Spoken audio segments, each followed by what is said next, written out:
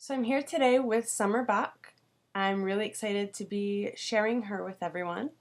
And I'd love to start, Summer, if you want to tell everyone a little bit about you and what you're up to in your world.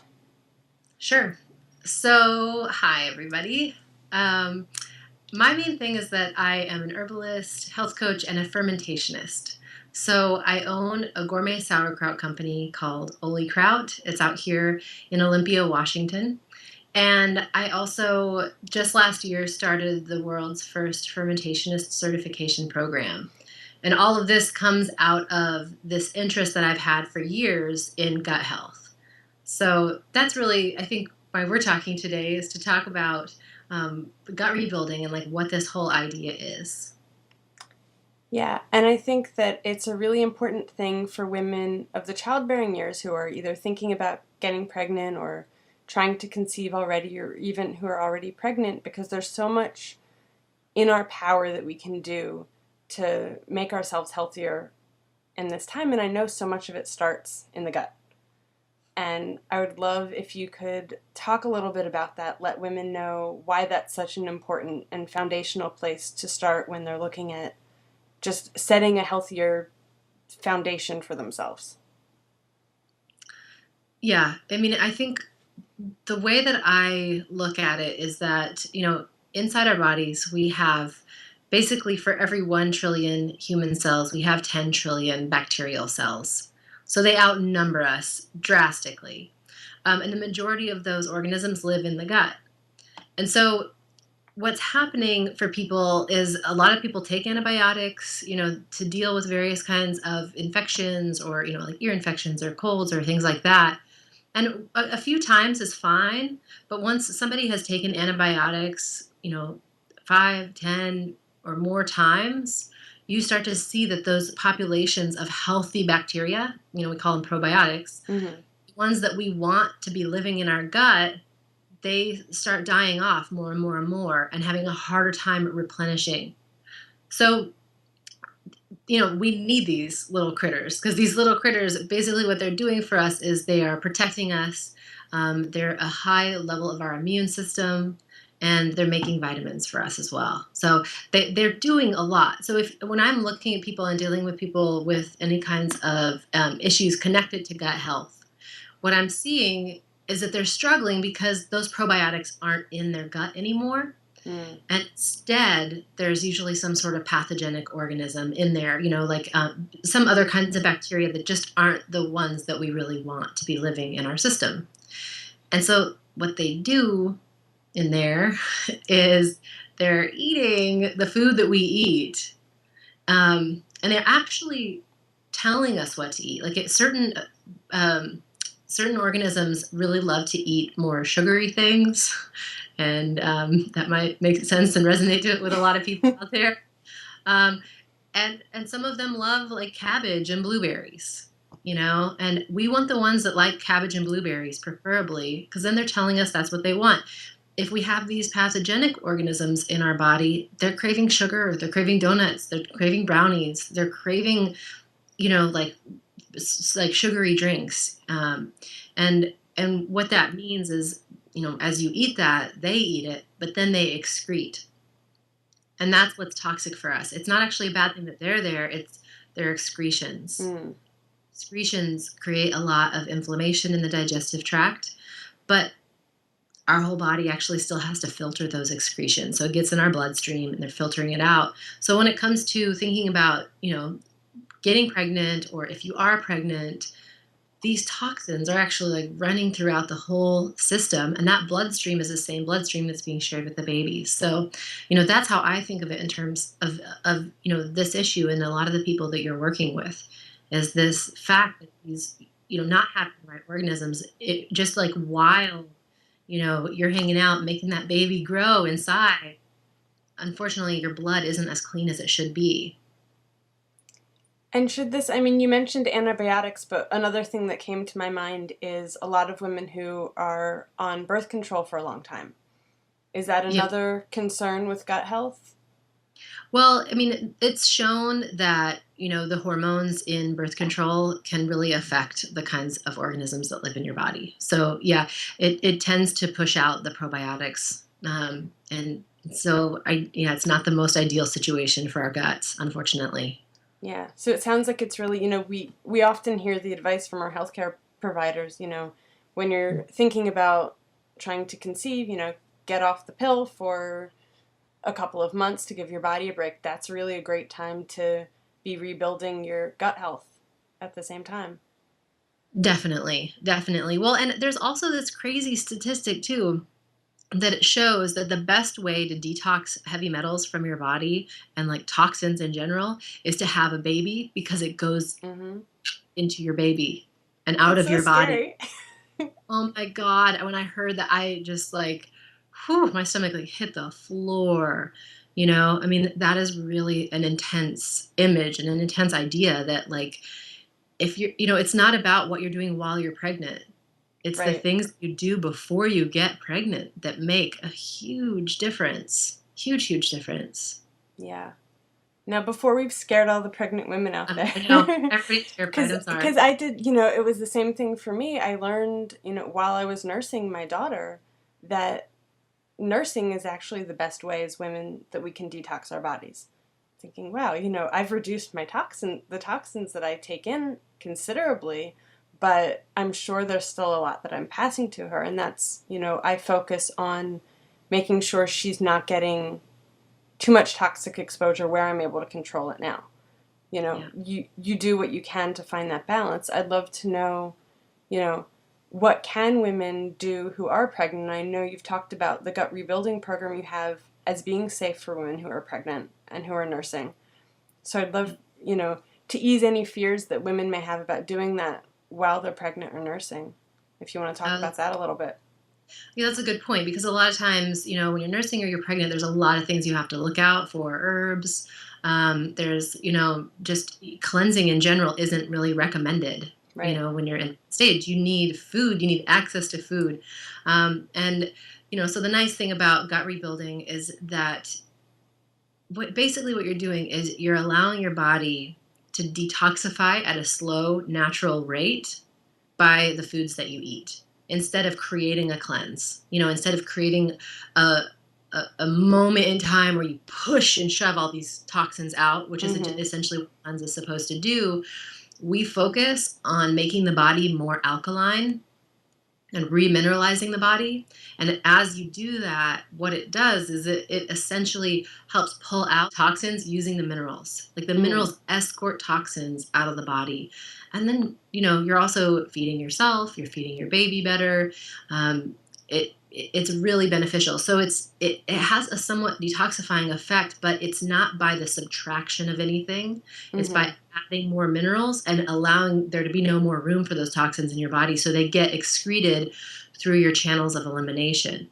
And then in gut rebuilding, when you take out those pathogenic organisms and you bring in more probiotics, that replacement that happens right there also reduces the toxic load in your system dramatically. Sure. Right? Yeah. So when you use that toxic load, you're also opening up the channels of elimination and allowing your natural channels of elimination to function more optimally. And they're just going to keep flushing stuff out as they need to, rather than having it go into your breast milk or Right. in through the baby. So, yeah, I think that's a really, I mean, that's like one of the key factors of it. It's really helpful in that way.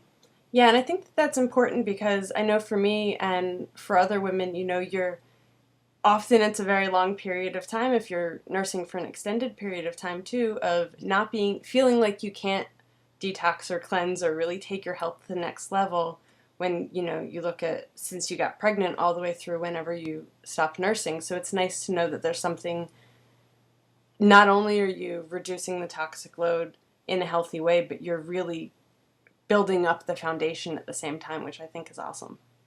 Yeah, well, absolutely. And I mean, that's that many people say your digestion is a foundation of your health, because if your digestion isn't working well, you're not pulling in the nutrition from your food. And ultimately, like, a highly nourished body is able to take care of illness. It's able to, remove anything that shouldn't be in the body. So as long as your body is like coming from that place of being well nourished, you have a great chance of having, a healthy baby, as healthy as it possibly can be. But then there's this other key thing too here with this whole idea around gut rebuilding.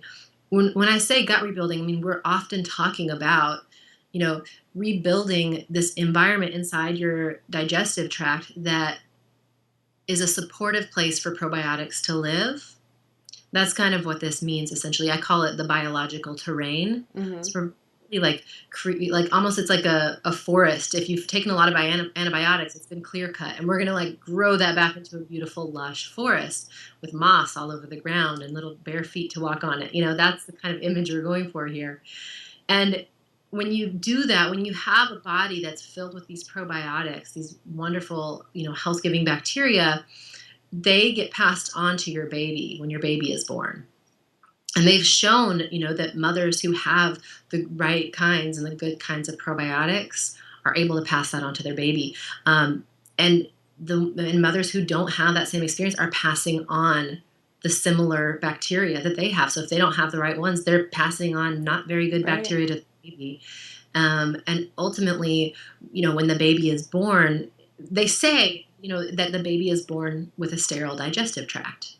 There's no bacteria. So when the baby comes out, it's getting it inoculated as it comes through the birth canal. So you want your pH to be right, so the right kinds of Mm-hmm. bacteria living there. And then your baby gets covered in those bacteria, literally. And that's its first chance at having a good immune system right there as it's being born. Wow. And so for mothers who have to get C-sections, again, this is a really important thing, is to be focusing on those probiotics in their own body so that then can be spread to the baby through them having a healthy pH, and through the contact with their skin and Yeah. things like that, And so it's actually, when the mother has good probiotics, the baby does. And it takes babies a few years to develop their immune systems. Mm-hmm. And 70 to 90% of your immune system lives in your digestive tract. So one of the best ways to create a strong functioning immune system is to get those probiotics in from the beginning. And I see, I work with clients. I have clients who have taken antibiotics since they were born.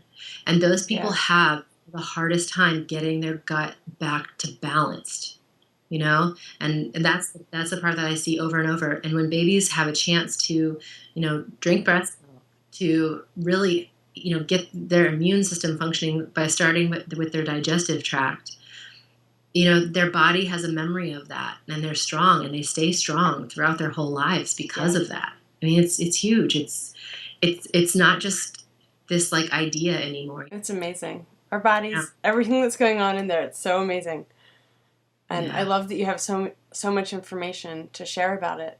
And I have one more question that I thought of when you were talking about the different bacteria and what they crave. It made me think, about pregnant women and the cravings that we have. But it's interesting to me because I think the cravings are very much our body telling us what we want. But I think when you were talking about the sweet cravings, you hear about all of those Mhm. sweet cravings that come up during pregnancy. Do you think that is the cravings of the bacteria more than our bodies telling us what we need for baby? I mean, it definitely can be. I mean, that's the interesting thing about cravings. I mean, that's actually something that we go pretty into in gut rebuilding is cravings, and we try to figure out, what are all these different voices? Mm-hmm. Because you have so many different voices when it comes to like, what are you going to eat? I mean, literally, you're like, okay, you open the fridge and you're like, what am I going to eat today? And you look at stuff and you're like, well, I sneak open the freezer. You're like, I really want that chocolate ice cream, but I haven't had breakfast and da da da da da. And we have all these rules. I'll have the salad first. After I eat the salad, then I'll have the cookie. And it's like all these rules. So that's one way we eat, is through our minds. And then how animals eat is they eat through their gut, through their belly. They're able to listen to their body and honor what their body is asking for. Grizzly bears, when they wake up from hibernation, they eat moths. How do they know what they're supposed to eat? They know, and it gives them so much energy. Yeah. And it's like animals are doing this all the time, and we're animals. So, when I think about all of these cravings, you do have the voice of the bacteria in there. Mm-hmm. But it's one thing to get the probiotics in and like get that functioning better because you're going to have some better cravings. Craving sauerkraut, always good. Craving kale, I have no complaints about that. Been craving Brussels sprouts lately. um, I mean, those kinds of cravings are the kinds of cravings that we know are supporting our health. We Hmm. know in alignment with us feeling good. When we're having cravings for tons of sugar, all the time, and that craving is getting stronger and stronger, we know that something's off because a healthy body wouldn't be craving that much sugar. It Yeah. wouldn't trying to deplete itself over time. So there is the aspect of getting the right bacteria in there, but there's also, after eating sugar for decades like I did, I mean, I was Me really too. sick. Yeah. I mean, I ate Kool-Aid mixed with sugar without adding water. I would like dip my finger in and eat that I would eat it by the spoonful. Pixie What? sticks? Yeah. Yeah, I hear you. Um, yeah. So, after decades of eating that kind of food, it does strip the body down, and it makes it harder for you to listen. So Yeah, there's healing that needs to happen in that way too, you know? absolutely. So I just want to bring that up because it's like one thing to do the probiotics and get them out of there, but those cravings are also coming from deeper nutritional imbalances. And after you get your body re-nourished and remineralized, your cravings, they normalize. They turn into something that isn't these giant screams for something. You're like, I need to have Yeah. chocolate or whatever, And then I feel like it helps you too to be so much more in tune with what you really do need. So if you really do want that piece of dark chocolate because you love it and it's high quality and you want to treat yourself to that, you don't have the guilt around it because you know you're not going to go on a binge and, you know, eat a whole bag of Hershey Kisses or something like that, right? Yeah, totally. Because that out of control thing is gone, which is Mm-hmm. key. I mean, I explain the out of control thing often connected with the bacteria, having the Yeah. wrong ones in there. Because, you can wake up in the morning and feel like crap and be like, okay, I'm not going to eat any sugar today. I mean, I've said that so many times in my life, I'm not going to eat any sugar today. And by 9 p.m., it's been 24 hours since I last had sugar. I probably had sugar the night before for dinner. And I'm standing at the freezer eating that ice cream. Mm-hmm. Like 3 bites in, I'm like, oh, wait a minute. I thought I wasn't going to eat sugar. And then I'm like, oh, well, it doesn't matter now. Might as well eat the rest. But it's so funny because what I've realized is as a human, you're intelligent. You should be able to say, I'm not going to eat sugar for 24 hours and not do it. It shouldn't really be that big of a deal.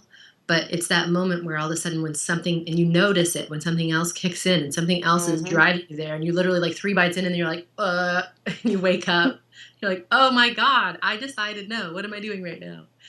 And that is to me like a quintessential bad bacteria experience where they just take over and they're starving and they literally are sending messages to our brain saying, "Hey, I'm ready for some food.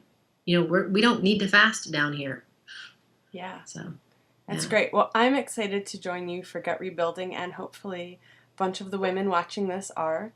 And I'll be sharing information with you, anyone who's interested in signing up.